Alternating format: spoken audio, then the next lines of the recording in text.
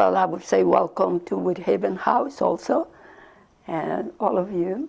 And it's wonderful to have you here, and it's great to have your presence here. I appreciate it very, very, very much. So we are speaking about two subjects that not everybody puts together, maybe, but they are very important. First of all, meditation is an old practice, very old practice.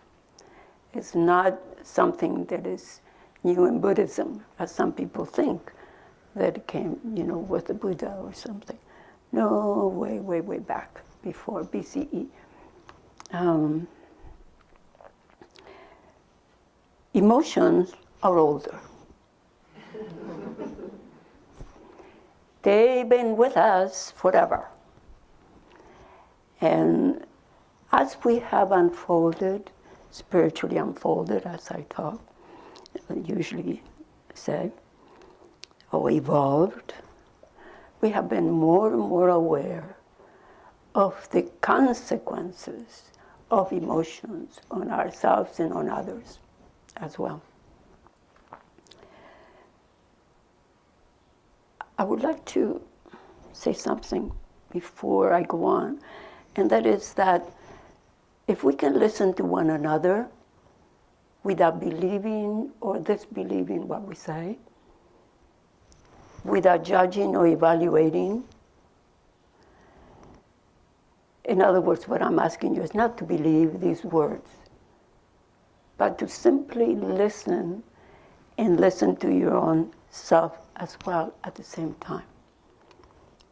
So that there is just the listening, even when on our dialogues, or a little later, to really listen to each other in the same way that you listen to the people on the front. We look like teachers, we're not. Right? Yeah. You bet. Yeah. But we appear to be teachers, but in fact, we're always teaching each other. So let's see if we can be as neutral as we can to be listening to one another. So emotions have been, especially more in the last, centuries, been considered either good or bad. We evaluate our emotions, we judge them, as if we shouldn't have them, at least some of them. We like some of them, of course. We want to be happy, we want to feel good, and so on and so forth. But we don't like to be angry, or at least we've been taught. Don't be angry. Don't cry. Don't do this. Don't do that with your emotions. Well, heavens, as if they were something foreign to us. But we learned that through maybe religions or ways of thinking or our own conscience. We developed conscience somewhere along the line. And therefore, we began to judge our emotions and so forth. So, we are quick to react with emotions. The most natural thing in the world, of course.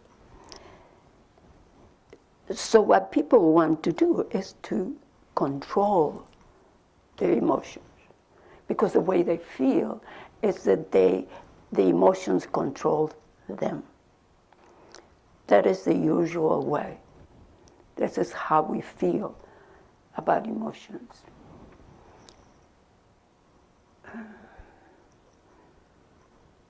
So that the person having the emotion is also the controlling of emotion. Do you realize how you always, in this kind of conflict because you feel a certain way and you don't want to feel that way. So many people have used meditation to relax and to learn to control their emotions. It's okay if people need to do that. However, meditation doesn't need to be used to control the emotions. In meditation, you may be able to realize what emotions are, not something that you have to fight or control or change, but something to be so aware of that whatever has to happen as you unfold spiritually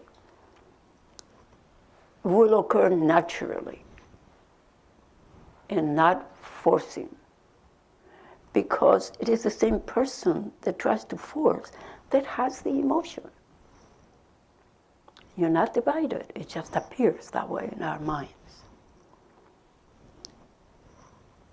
So,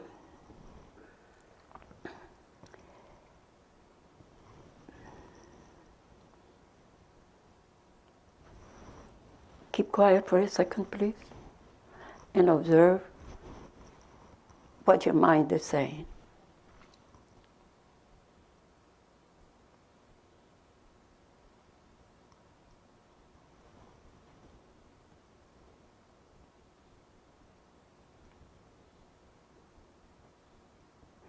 Are there any feelings in your face, in your body, in your chest, anywhere? Is there any question in your mind about yourself?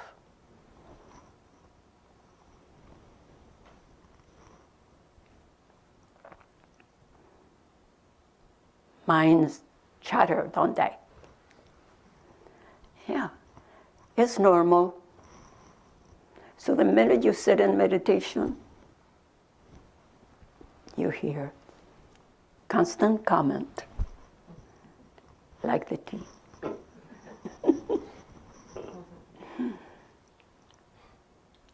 Emotions are also normal and come very often, like the constant comment. And sometimes they're quite associated too. People that sit in meditation have the opportunity to experience some emotion, often anger. And there they are sitting, nothing happening, and they are, you know, like when you're driving and you remember something you wanted to say to somebody. And it's just your mind chattering. But the emotion is there with the thought. Or it came from the thought. It came from within. And the opportunity that is different from the driving for the person sitting in meditation is that they have the opportunity to see and experience that there is no external thing, person, to bother them with that emotion, with that reaction all over their body, because it isn't just in your head. And Dr. Foresman will tell you a little bit more about the physiology and the biology and the whatever else that is connected. It is important to be aware of how you function as a human organism. It is important for all of us. It's important for the planet. It's important for humanity as a whole. We're all connected, you all know that. But it's more even than just that connection. How many people have not been here before? Please raise your hand. Okay, thank you. For the rest of you that have been, please bear with me, I'm going to repeat what spiritual psychophysicalness is. And it's a long word, I know. I made it up, so, it's my neologism. And I use two words, spiritual psychophysicalness or cosmopsychophysicalness, which is the same. I prefer cosmopsychophysicalness because the spiritual has a lot of ideas behind and beliefs system attached to it. Cosmopsychophysicalness is really strange, much more so. And some people don't like it because it's too long and so on and so forth. However, it is really refers to the same. The first word, spiritual or cosmos, are about creation, where we come from. So if you believe that it is God that made the world, or spirit, or cosmos, it doesn't matter. The words represent creation itself in space. We weren't there when it started, if it ever started. So we all have ideas, we all have theories about it. The Big Bang is a theory. Nobody can prove it. We have sounds and we say that's the background, microwave background. So we say that's the remnant of the Big Bang. But there is no proof any more than there is any proof for us of God.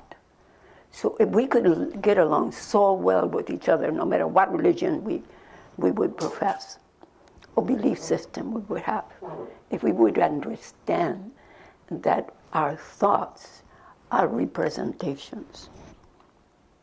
So spiritual refers to that creation, whatever it is that's in space that creates the stars and planets and novas, etc., etc. Also the microcosm are particles and atoms and molecules and so on, of which we are made out of as well. We are made out of whatever it is in space, creating in space. So that's why I call it spiritual psychophysicalness or cosmopsychophysicalness. The physical and psychological, we all know that body-mind is all one process. By now, we don't separate like we used to, like the old philosophers did. So, if you put the whole world together, you can observe that that is a process, whether it is a rose, that beautiful flower, and this other one, or a tree, or an ant, or an elephant, or us. We all come from the same kind of origin. And it doesn't matter how you believe that. And we all have emotions. But I don't know whether they have emotions or not. No idea. But they also live and die like us. So we all have something in common with the rest of nature. So that's the word. So when I say we are a process of cosmopsychophysicalness, I am looking at something very neutrally. So when I look at emotions, I look at emotions very neutrally on myself and on others. So somebody gets upset with me, I see their suffering, even though or their disdain or, like, honey, oh, they're ignoring me. That's what somebody would say, right? Feel ignored. No, the person may be suffering at the time or very stressed, especially today. Everything is stress. So once we look at these happenings in this process of spiritual psychophysicalness or cosmopsychophysicalness, once we observe ourselves in the same way, in that neutral way, then emotions are like ripples of energy going through the body. Don't have to punch. Don't have to dump it on somebody. Not necessary at all. And meditation gives you the opportunity that when you remember something and the emotion comes, you can ask yourself the question, what is this? What is happening? In Vipassana meditation, for example, people go through the whole entire body so they can experience their body. It's a process, it's a practice. People do that. But any meditation, anytime you sit quietly, just like this,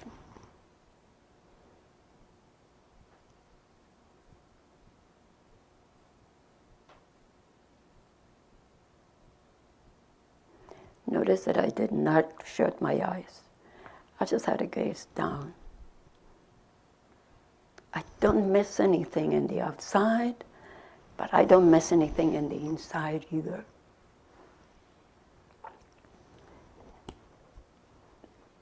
Meditation is like milk. It makes you feel good. What is it that? What is it? Does body good. That's a body good. Good.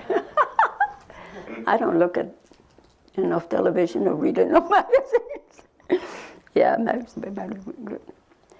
So once you experience that, you will just sit naturally. You would know to meditate. You wouldn't have to go to a teacher and say, please teach me to meditate. It is important only because the brain is so used to having teachers that there we are. At least they call us teachers. But the person learning is the person that does everything. So it is all within you. Everything. Emotions are within you. Nobody causes you to be upset or happy. Nobody. What? Some people say, what? I know it made me mad. Well, how many times did you hear your mother or father say that? Oh, you make me so mad. What else have we learned? That others make us mad. So we never had the opportunity to really be responsible for a humanness that is occurring in these organisms. We just haven't had the opportunity. So we do now. So if you're listening to these words, these are yours. So the practice is up to you.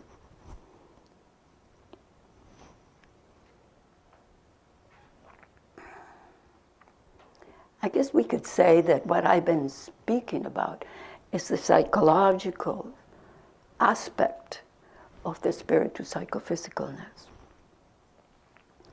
in the sense of how we deal with emotions and how we feel and so on and so forth, and how we use meditation. Meditation can be used as a psychological escape, so to speak, because finally you find something that you can relax for a while, or calm down. But meditation seems to work better. That's all up to you, not what I'm saying. Meditation is an opportunity to be aware of everything. Especially if you don't have a goal. Especially if you're not trying to reach something. And whatever you're trying to reach is something in your mind anyhow. Something you should be instead of what you are. Stop judging and evaluating yourselves, and your life will turn around.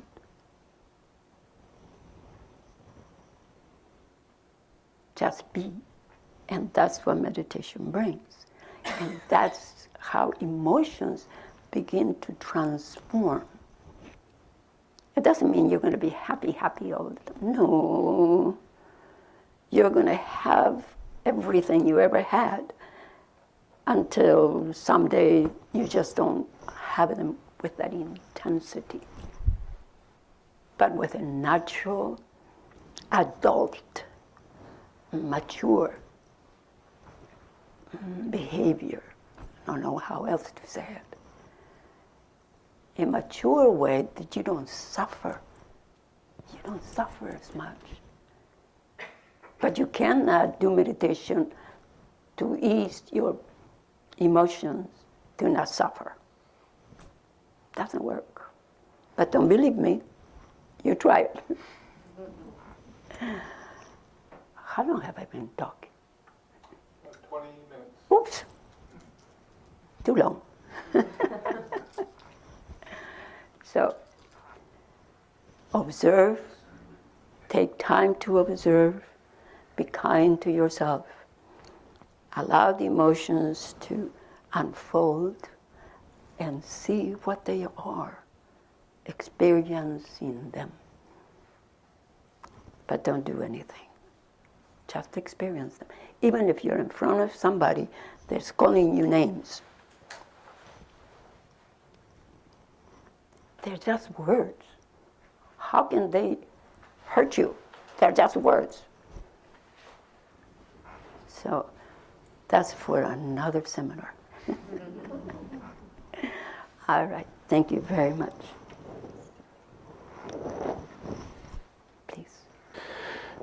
Many of you are feeling like me right now, wondering why I'm here.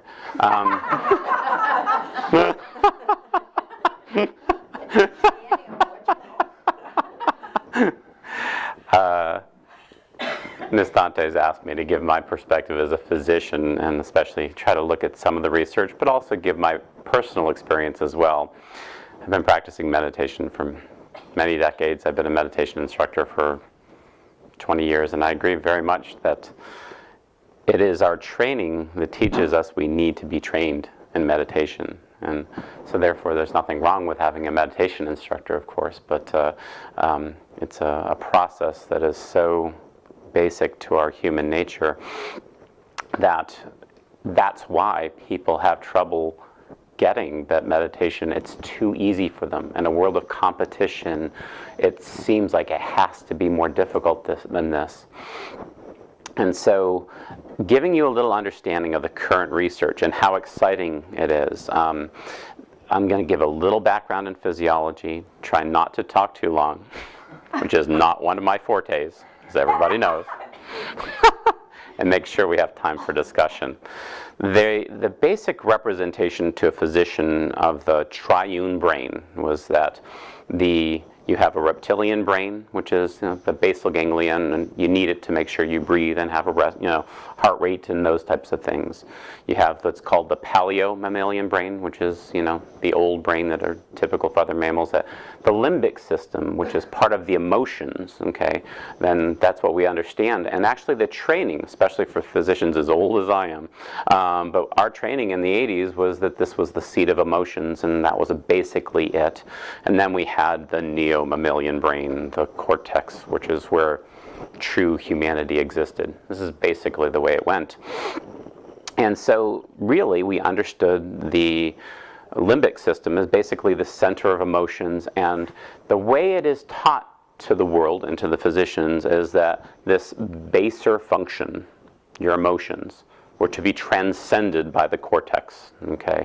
And that the emotions were something to be overcome, ruled over, essentially. And that is the way we look at the brain, and that is honestly the way your physician is taught to look at it. And the way we really conceive of this world is that these emotions are something to be transcended. And there's many organizations that still think that way, I believe, and you end up with these somewhat enlightened, emotionally immature people. Because they never quite deal with those emotions, especially us guys. And so, even for myself, the idea of meditation was as stress reduction. To be quite honest, that's how we sell meditation. Heck, that's how I sell meditation. Now, when I get people into the class, I let them know that it's more than stress reduction to me, and that meditation is much more than that. And so, but this basic, especially male view, okay, and if you look at many of the systems of meditation, are very masculine in their approach, okay, very competitive even, okay, and so that we are to overcome these things because that's the way we're built, and to make us something more than these other animals. But our understanding, as we come to it, and I promise when we get to looking at, there's great trials. Go on to PubMed, look up stress and meditation. You use meditation, stress, meditation, pain, meditation, emotions. Great articles, full length, talking about what happens with experienced meditators, new meditators, and you get this great review. Functional MRI scans are basically process of doing an MRI and looking at changes in blood flow when you're doing something, and whether that's thinking or you're in pain, or there's all kinds of things that you can do with a functional MRI scan. And one of the first things they see when they teach someone to meditate is basically, it's a decrease in activity in this amygdala. The amygdala is a seat of intelligence, a seat of emotions. And what you will see is the perceptions of anxiety as you practice meditation. The distractionary things in the world don't affect you as much. And you can see that in terms of the impulses of the amygdala, and the sense of anxiety comes down for people who practice. Okay, and the functional significance you can correlate directly with the change in blood flow patterns in the amygdala associated with someone who's meditating. It's a wonderful thing to watch, something that you don't need necessarily proof to see that something's occurring. But in today's world, back to needing that teacher, people want to see that there is something real to this meditation thing. And you can see very real changes to the brain. And that's especially when you start to look into many doctors' work, like Dr. Amen and ADD brains and things. They seem to forget that there's a ghost in the machine running this, okay? And that, wow, you're just a victim of this change in blood flow. And you're not a victim of that change in blood flow. You have the ability to consciously change the blood flow patterns. As you continue on, especially with Vipassana or Tonglen meditation, things that you'll see now, you see not just balancing and a decrease in activity in the amygdala. This is cool stuff, okay? What you can see is, especially when like you're doing a functional MRI scan and a picture of suffering is in front of you, people who are meditators balance dramatic increase in activity in both amygdalas. Okay, not the decrease we saw previously, but an increase in activity associated with a sense of compassion for people. And there's these very real things that are occurring in the brain now. And I promise I'm almost to the end of my speaking here. Okay, is that then when you follow people and you say, for instance, you're looking for like 20-year meditators, not only do you find on the functional MRI scans, now when you do volume of brain, volume of gray matter in these areas, in the hippocampus and the amygdala, much higher in the meditation group versus the non-meditation group. Now I want to emphasize, more gray matter. Okay, so this is what usually gets the guys. You mean I can be more intelligent? To hell with emotions. And it's this interesting, because so many people are worried about, there's a top-down view of meditation, that we control the emotions, and then there's a bottom-up view of meditation. And in the end, it's the same darn thing, people. Everything's interconnected. And, when we get this final thing of looking at your the paleomammalian brain and what we're working with, amygdalas and hippocampus, there's a little thing called a hypothalamus, okay? The hypothalamus is really, you can take it much further, the regulator of that master gland known as the pituitary. And especially now they're still looking for great drugs to stop corticotropin releasing factor, the thing that drips down from the hypothalamus into the pituitary. And by the way, I want you to know, even today you see it in the neurophysiologist's view of the brain, is they can't believe that the brain, the beautiful, elegant brain, is dripping out these gross little hormones. It really is. They just don't even want to think about that. But your brain drips out those gross little hormones. Because neuroendocrinology is one of those things they almost don't want to put them together. Because endocrinology is over here, and neurology is over here. And remember, it's over here. Endocrinology, neurology, okay? We truly transcend the endocrine system by having a neurological system. That's not true, by the way. That's the way it's thought of. So our current understanding with looking at, and just very briefly, I could go into the studies of how in under pain with meditators that yes, you will sense pain, but all the changes that occur around in the limbic system don't have to occur, what is called suffering, okay? The physiology that you would call suffering, okay, what changes occur in the brain, means when you meditate, you can't experience pain, of course, but the need for suffering, and when I say it that way, it's not anybody experiencing suffering, I'm not making light of it at all, that goes away and you can experience the pain for being the pain without the necessary from your mind suffering. And so there's great research going on now. I encourage all of you to look into this because it's still interesting, because I've been in this county and trying to teach meditation for 20 years, and so when I say trying, when I went to Diablo, this is like 15 years ago, they said, "We want you to talk about meditation, but you just can't use the word meditation." Fascinating. Okay. What do you want me to call it? I don't even remember what I called it, but we got around it somehow. And you know, it is amazing how much there's been an evolution in our county where it's going on globally, but it is happening globally as well in terms of how we look at all of these things and how important it is and how real these things are. And so so from a neurophysiological perspective, when I tell people it's the single most important thing we can do individually or collectively as a species, and I've been saying that a long time, I have more proof now than ever, and the beauty of it, it's so simple to do. And just really, and mindfulness practices, they're all good. And that's the other thing, is we don't want to get a competition about whose meditation's the best, okay? They're all good, okay? Just take the time. So, but have a great understanding that research is out there for all your physicians. If you really want a handle on addiction, post-traumatic stress, anxiety, depression, all those things are affected so profoundly and seen on functional MRI scans and things, and very real changes occur when you do this stuff, and it's a pretty amazing thing. And we're so far away. If you ever read something about a limbic system, you better read it over the last 5 or 10 years, because if you read stuff from previously, you're going to be thrown far away from what our current understanding is, which will continue to evolve as well. So. Absolutely.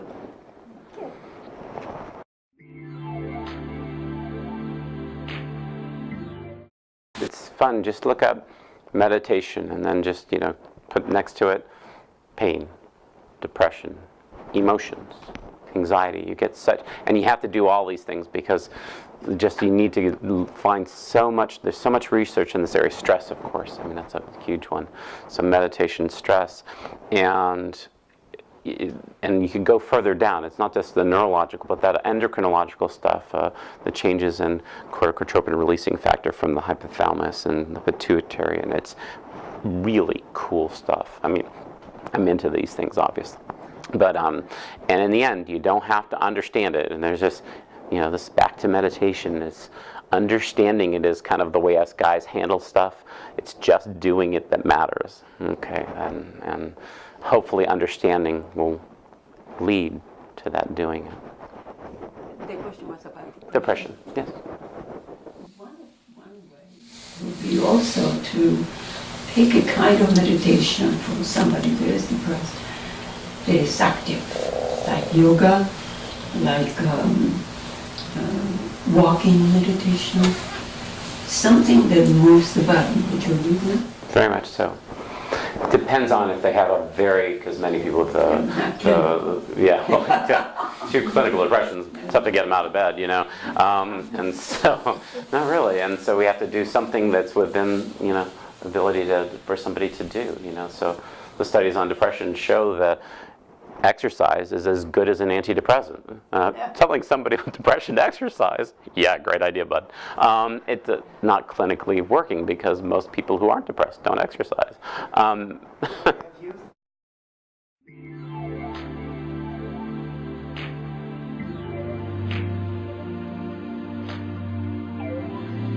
Really, where we're going these days is looking at glutamate versus GABA. Can we and those glutamate is a classic excitatory neurotransmitter. GABA is the classic inhibitory neurotransmitter. The balance between those is a bigger key than what happens with the serotonin, norepinephrines, and dopamines that are all over your TVs. And it's vastly more complicated than that. And can we, through amino acids in our diet, manipulate our neurotransmitters to some degree? Yes. But it is an exorbitantly, it's so far past, you need more serotonin. That's a mythology sold on TV to sell a drug. It's not nearly a truth. It's like any good lie, it's partially true.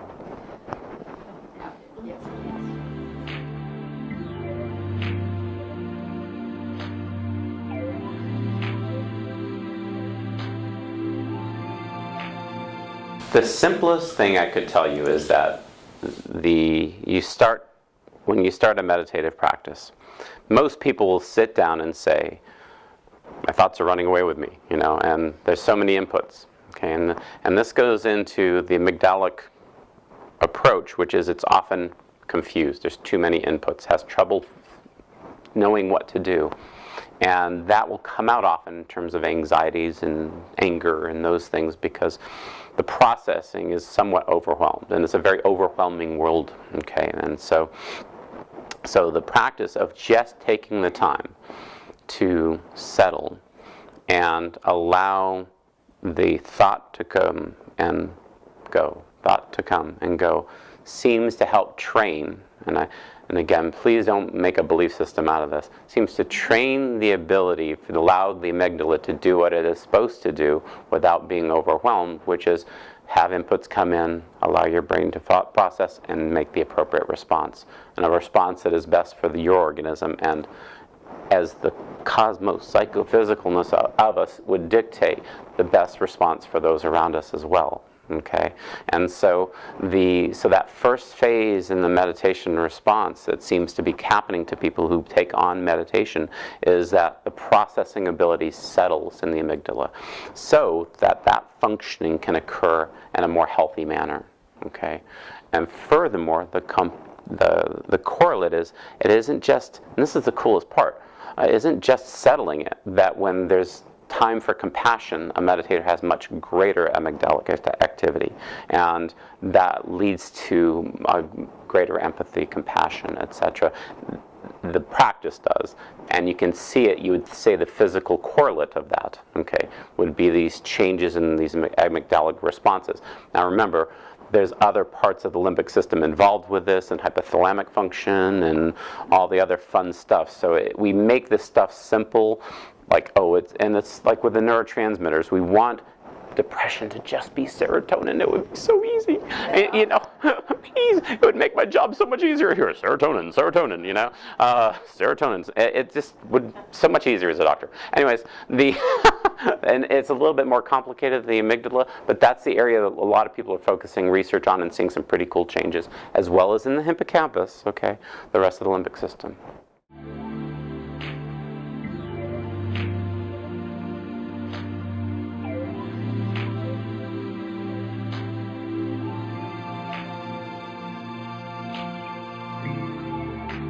whole self. I would suspect that these are just signs that people are saying, because eventually somebody's going to say, oh, this is the neurophysiology of enlightenment, and there'll be a system made up out of how to, and then somebody will say, gosh, now we just need a probe to zap somebody's amygdala, you know, and because that's, seriously, that's the way and I know you're not doing this, but I'm just, the reductionistic, especially male mind goes, is that they want the one thing. And it's so much more complicated, just like we're saying with these neurotransmitters, in terms of what is happiness, okay, and things.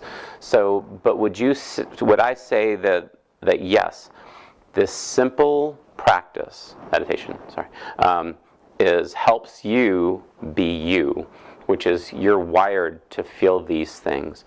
When you're overwhelmed, you downshift, okay? And that's what the McLean, the doctor who defined the triune brain, would talk about. If this cortex is overwhelmed, you'll downshift into these responses that are basically kind of knee-jerk emotional responses. Somebody insults you and you went, "Arr!" you know, and so, because that's a basic response. And so when we're overwhelmed, downshift into basic, you know, dog barking kind of responses, which you'll look at the world, those are the main ones coming out. Okay. And so we downshift into that because we're overwhelmed up here. And the world, the media today is specifically trying to keep you out of your cortex and the rest of you, because this is about the whole thing. If you downshift into these responses, then you are easily guided.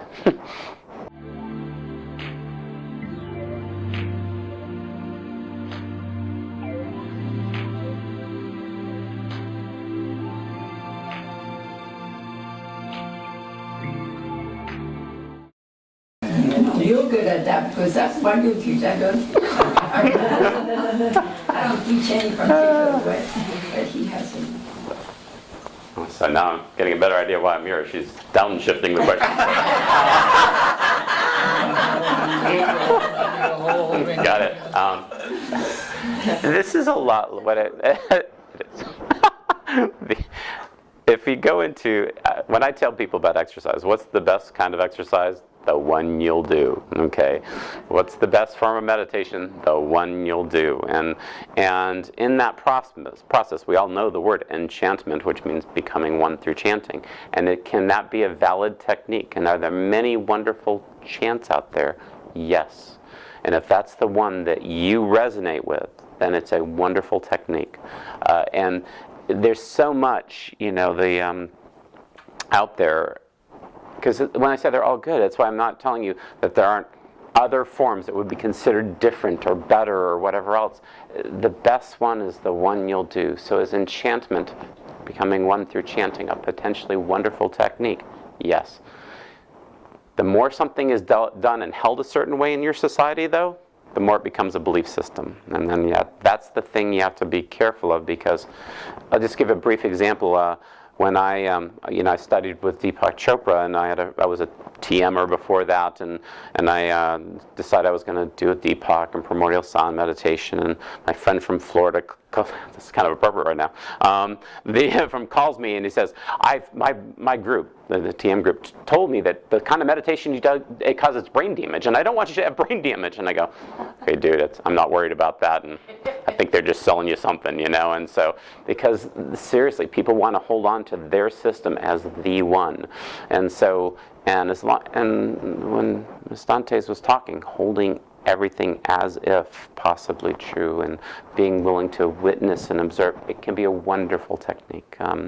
It can also kind of go down another pathway too, and that's why you have to evaluate what are the experiences occurring within yourself, you know. And so we were talking that the experience of meditation for me was, again, I didn't tend towards anxiety in my life. I tended towards anger. And anger, you know, was like, for most guys, I would say, anger probably used me more than I used anger. Okay, and so the need for anger was less, not because it was a goal. I mean, really, it was not my intention. Even today, to show how guide-like I am about this, I don't bring up emotions when I teach meditation.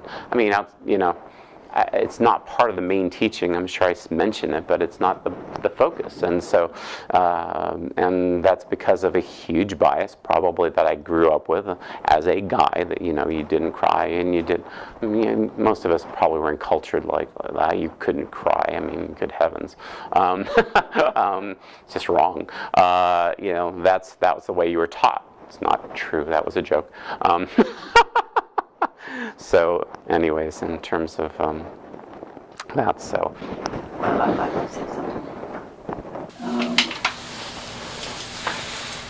Perhaps chanting is one of those things that after a while is being used to escape from anything.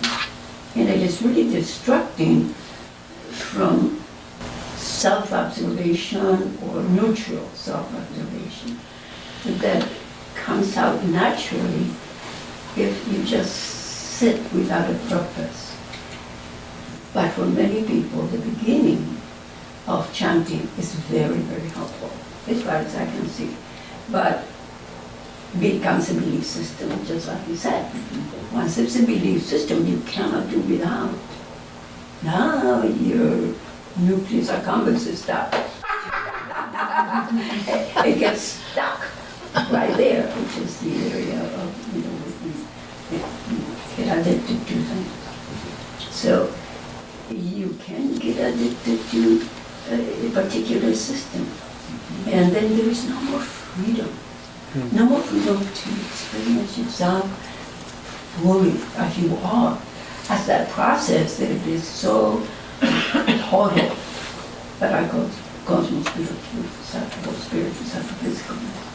It's experiencing yourself as this unknown, this beautiful unknown, of which we have a lot of explanations for, that we are that. And in our daily living, we think life is about our circumstances, and so on and so forth, which that's not life itself. This is life, and it's got some circumstances. It just got cut off. That's the circumstance. But look how beautiful it still is. Yes, it's going to die. So am I. And you eventually, because I'm older than you guys. So, yes, please.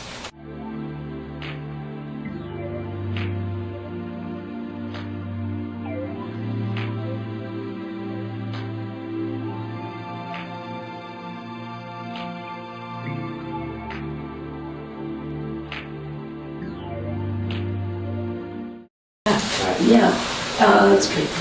I was asked to go to a classroom, I think it was in Alaska. Yeah, in Alaska. Or No, White Horse. no, yeah. White Horse. Yeah. And this woman had this very difficult child, very difficult child. She didn't know what to do with him. And one of the things that I did was to just have them close their eyes, you know, give them a little bit of a guided something, and then put this child in charge of the others to help. The child was so different that she could not believe. So maybe you cannot tell the system, the school system, but maybe you can get a teacher to be able to really use that. And some teachers that I know that have come to work with me, Annie is one of them, they shut off the lights and say, okay, close your eyes. And they will quiet down. Naturally, they do. They follow. But you have to be quiet inside. That teacher has to be quiet inside. The person they have, you know, the children will get that energy. So, wonderful, good for you. Don't try for the system. They'll go, they don't want that. Thank you so much. Anyone else? Any more questions? Yes.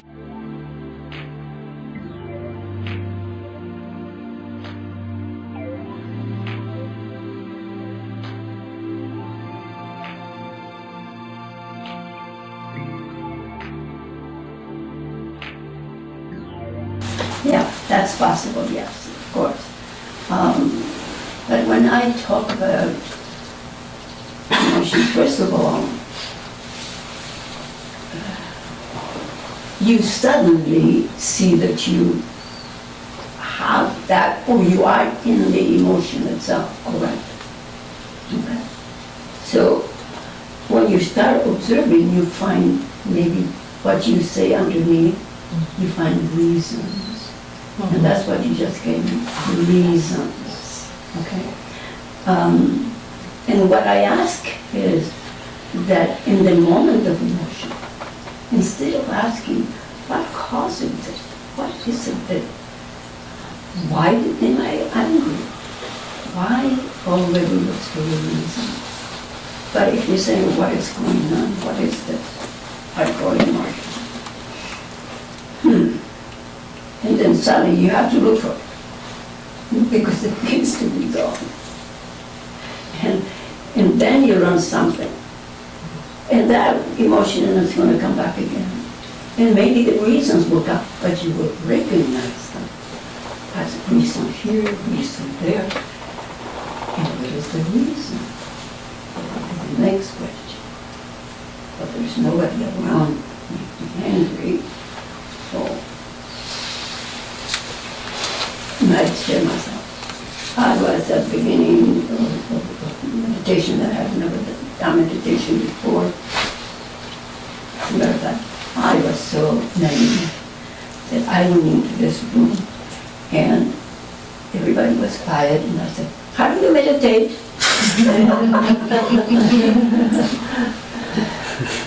That's ridiculous.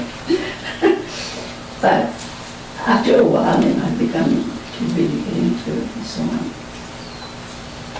I was sitting there one day, and all of a sudden, I hear this story about this lady out there in the kitchen. I was complaining about the lady in the kitchen, and I was getting angry. And I thought, she's not even here, what's the matter with you? And that was my beginning of awareness that it is more encompassing, but it's neutral, very neutral, no judgment, no evaluation.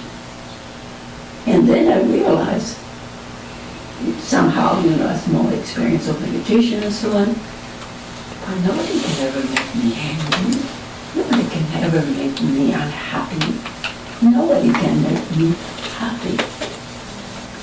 It is only going on here in this totality of function. So, first will be the reasons, then the awareness of the reasons, and then the awareness there is a natural way of being. And then you don't have to punch anyone. You don't have to be insulted. I mean, what is there to be insulted? A word? Stupid? Imbecile? No. Then there's only the other. Thank you. All right. Anyone else? Any more questions? Yes, please. Behind, oh, I'm sorry, behind you, then you.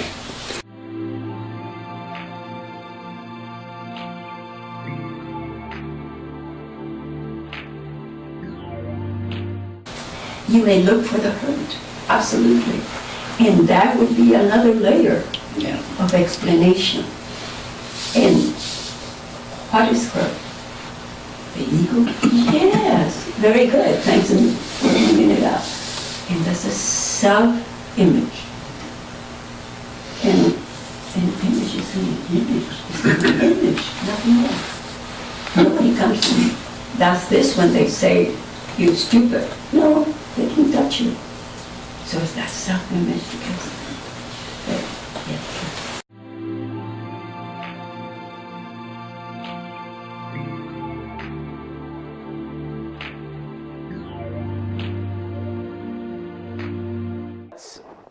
the answer, and this kind of goes into with when it's what part of the brain, the answer is all of it, because there's, and that's what we're actually finding is that when what we thought was a motion-based limbic system is really a huge part of our memory, and so where was this impulsive stored? And the answer is yes. It was at one time was cortical and amygdalic, etc. And then without the awareness, then. And that's what happened with the old times, and there is some use to it. If your emotions are the old ask where you hit the wiffle bat into the pillow, and if you're overwrought, letting those things go, and now he took it up on somebody, I understand there was no wiffle bat or pillow at the time. But see, it's the same thing as when people just learning to process. It's almost kind of the wiffle bat from getting the stuff out of us. But in terms of what that response was, there's a memory that was triggered. There's an entire pathway going through the limbic system, right through your basal ganglia, through your medulla, etc., that led to that. And I wish I could give you a better answer than that.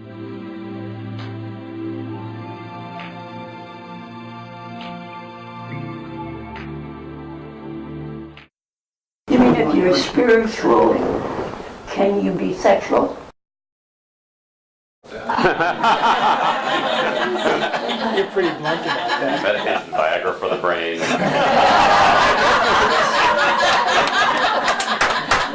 This comes in terms of intimacy.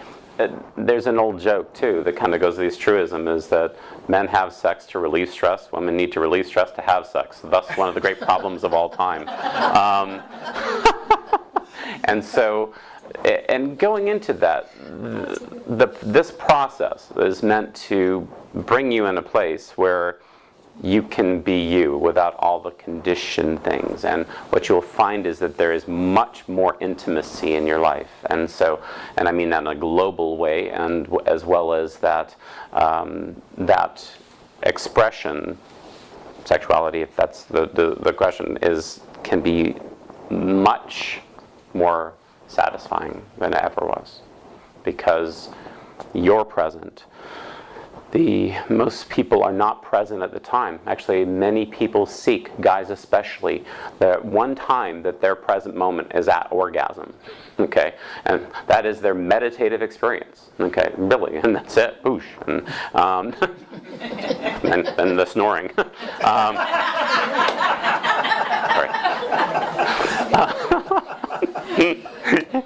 Last time I'm going to be invited back.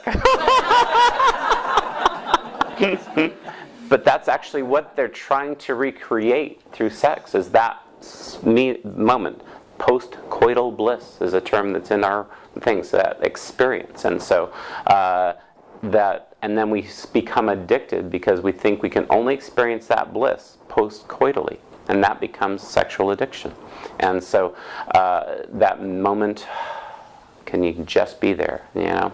And so on that order, the need for that is gone, and then subsequently speaking, that bliss, and that term has been way overused, and I apologize, but that sense of unconditional happiness does not have to be related to an act, and that means that in itself, the act sexual act can be what is meant to be. And so from a standpoint of this process and intimacy, it's extraordinarily rewarding. Which yoga is it? Tantra yoga? Mm-hmm. Tantra is its own system, and I purposely avoided that term just for that reason, as it's an entire, essentially, belief system that in many ways can get misconstrued, and the way it's taught by a lot of people is not what I'm talking about even. And so, but it does take advantage of the energies within the human being and what they're meant to be, and having a connection with them that most, especially guys, is what I'm going to talk as I grew up as one. Yeah, exactly. You know, so the way we learn, and especially intimacy with guys, we learn sexuality so manipulatively.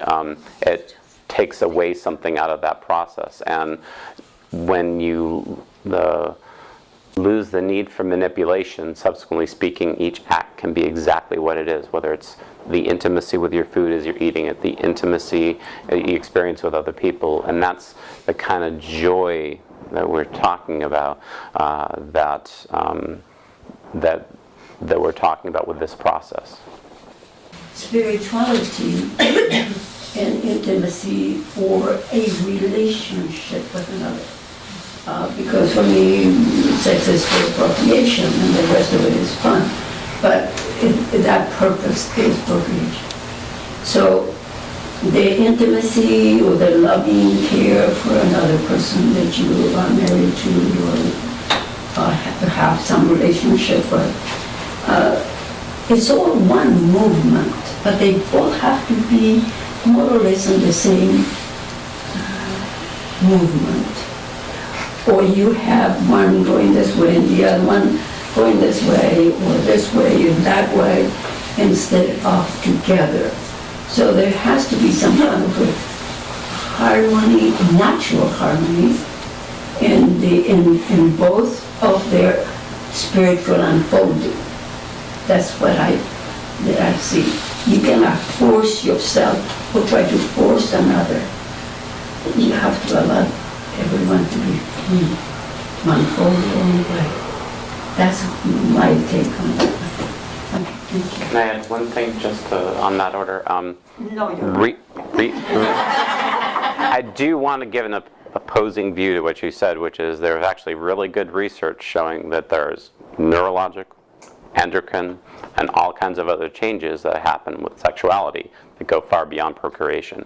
And so that there is much more to the sexual act in many, many ways, and looking at all kinds of physiological functions than just procreation. So there is a possibility that that process has more to do than procreation. There's actually many studies showing that it does.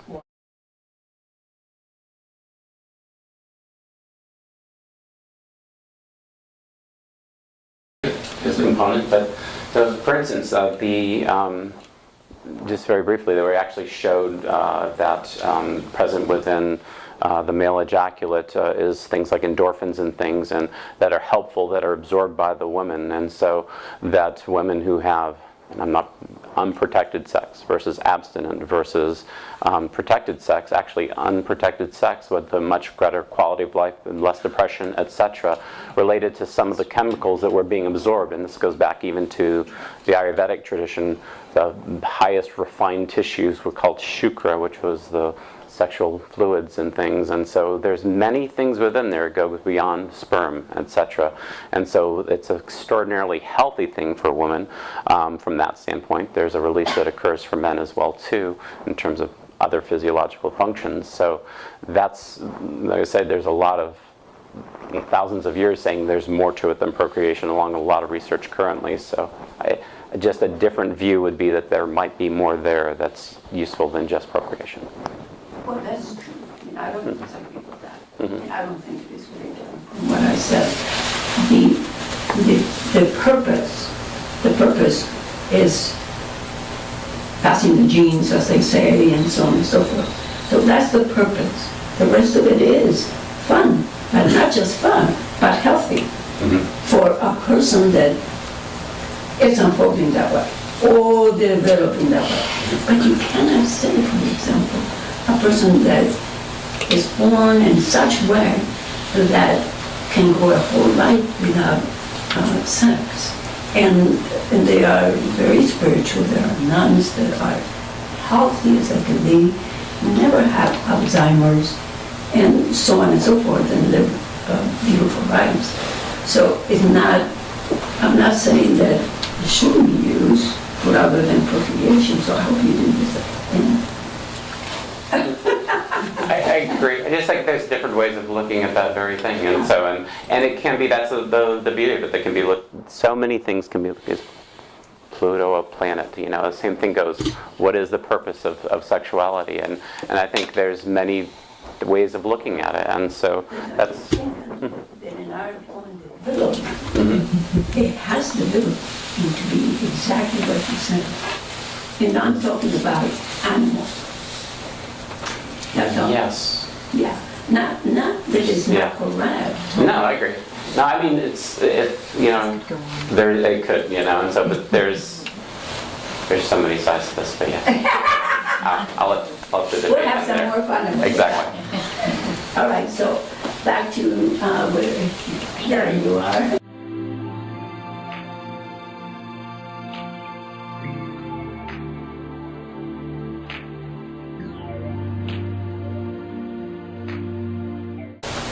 What you're talking about is really very important, because we have to be able to understand that those are states of being, states of beingness, whether you are meditating or you're praying.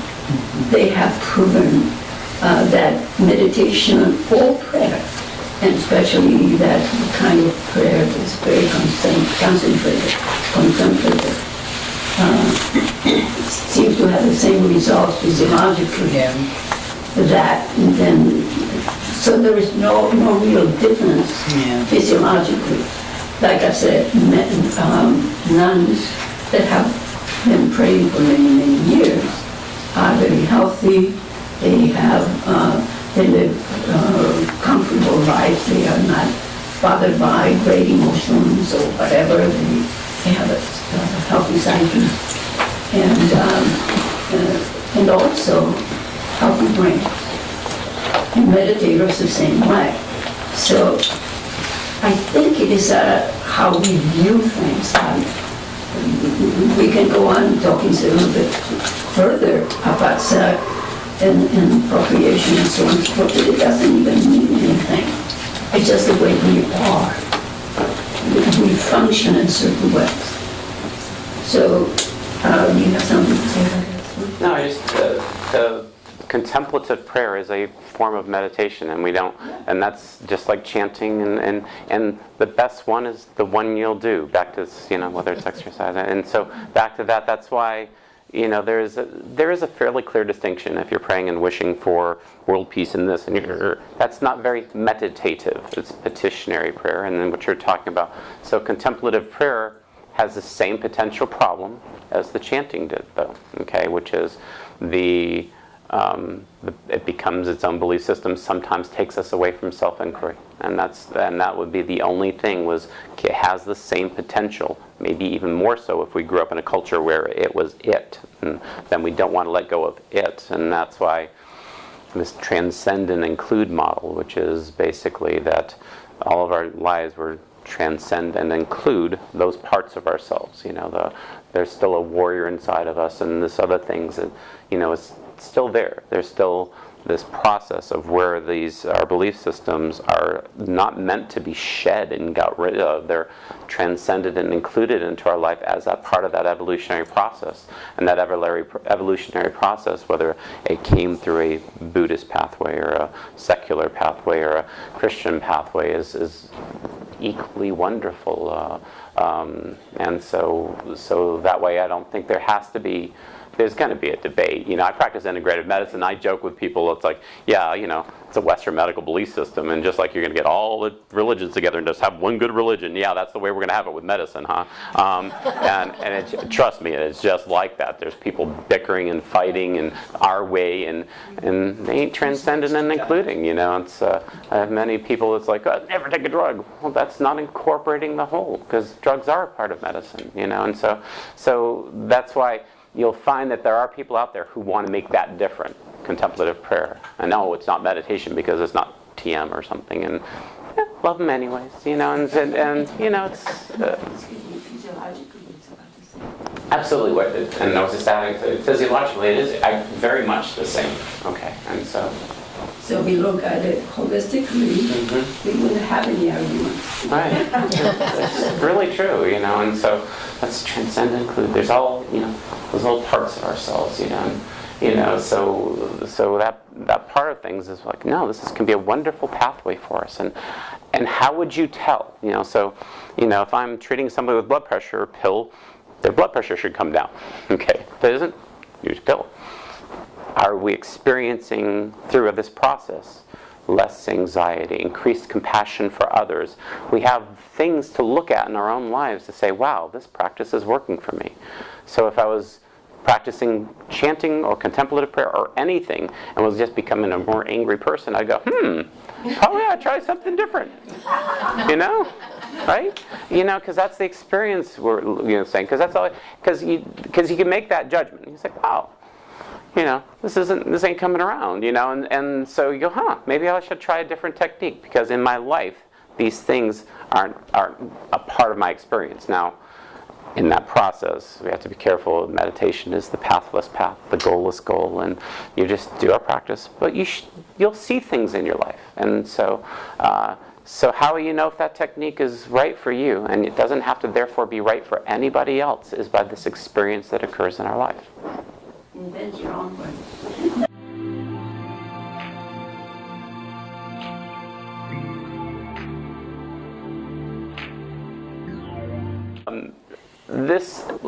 Yes, I mean, that's the whole point. We don't meditate for the experiences of meditation.